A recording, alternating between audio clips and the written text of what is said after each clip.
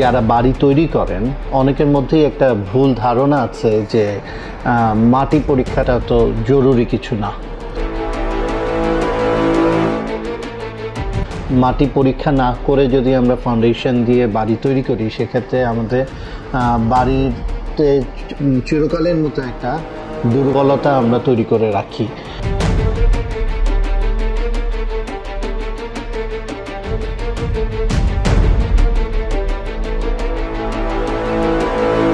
বাংলাদেশে যেসব ভবন নিয়ে যে দুর্ঘটনাগুলো দেখা যায়, আগুন লাগা বা এগুলো ছাড়া ভবন হেলে পড়েছে বা ভবনে ফাটল দেখা গেছে, এ ধরনের যেগুলো আমাদের প্রায় গিয়ে দেখতে হয় যে আসলে কি ব্যাপার। বেশিরভাগ ক্ষেত্রে আমরা যেটা দেখতে পাই যে ফাউন্ডেশন বা মাটির কারণে, মাটির দুর্বলতার কারণে এই সমস্যাগুলো হয়। এটা খুব কমন, এটা আমরা বেশিরভাগ সময় এটা আমরা দেখতে পাই। কিন্তু মজার ব্যাপার হচ্ছে যারা বাড়ি তৈরি করেন অনেকের মধ্যেই একটা ভুল ধারণা আছে যে মাটি পরীক্ষাটা তো জরুরি কিছু না। মাটি পরীক্ষা করতে কিছু খরচ হয়, এটা সত্যি কথা, কিন্তু সেটা বাড়ি তৈরি করার জন্য যে খরচ তার তুলনায় আসলে খুবই সামান্য।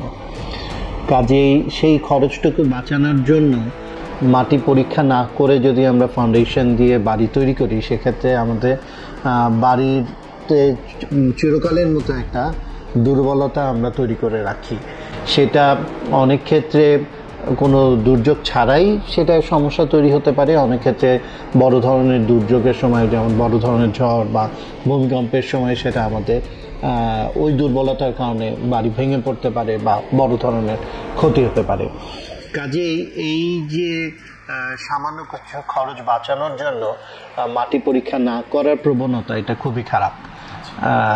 যেটা আসলে আমাদের দুদিক দিয়ে দেখলে যে আমাদের ভবন মালিক একটা ভবন পাচ্ছেন কিন্তু সেটা স্থায়িত্ব ঠিকমতো পাচ্ছেন না।